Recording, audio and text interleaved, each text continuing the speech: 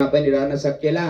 अब अहिले कलिकालमा वानप्रस्थ आश्रमलाई धारण गर्न पनि गाह्रो, सन्यास आश्रमलाई धारण गर्न पनि अलिक कठिनै, अलिक गाह्रै हुन्छ। वानप्रस्थ आश्रमको विशेषता भनेको सूर्यले पाकेको मात्रै खानु, आगोहरूले पाकेर नखानु भनेर बताएको छ।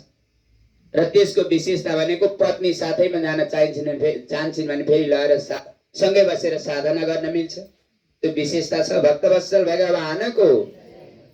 अब अहिले हामी वानप्रस्थ आश्रम पनि धारण गर्न सक्दैनौँ, सन्यास आश्रम पनि धारण गर्न सक्नेले सक्नुहुन्छ। सकिएन भने हजुरहरूलाई सरल उपाय के बताइदिन्छु त भन्दा, हजुरहरूले वानप्रस्थ आश्रम धारण गर्न सक्नु भएन भनेर पनि दुखी हुनु पर्दैन, सन्यास आश्रम धारण गर्न सकिएन भनेर पनि दुखी हुनु पर्दैन। एउटै कुरालाई छोड्नु, एउटै कुरालाई स्वीकार गर्नु। वानप्रस्थ पनि त्यही हुन्छ, सन्यास पनि त्यही हुन्छ।